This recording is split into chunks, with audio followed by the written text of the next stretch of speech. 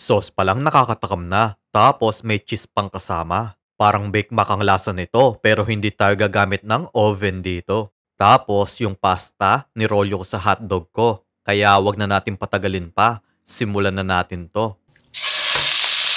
Igisa natin yung 1/4 kilo ng giniling na baboy. Then, isang pirasong puting sibuyas ang nilagay ko. Sunod naman, 5 pirasong bawang. So, imix lang natin itong mabuti. Next, 450 grams ng spaghetti sauce ang ibinuhos ko. Kalahating pirasong beef cubes, pampalasa. Tapos, 80 grams ng quick melt cheese, pampalinamnam niya.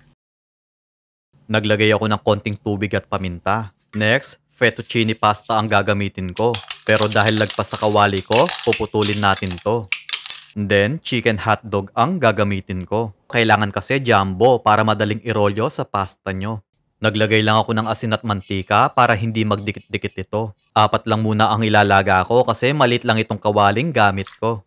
Guys, kailangan nakalubog sa tubig yung hotdog nyo para pantay ang pagkakaluto nito. So kapag malambot na, iahon na natin. Habang mainit-init pa, irolyo natin to ng may konting higpit. Tingnan nyo naman ang ganda ng pagkakalatag ng pasta ko. Next, paikutin natin para kumapit yung sauce sa pasta.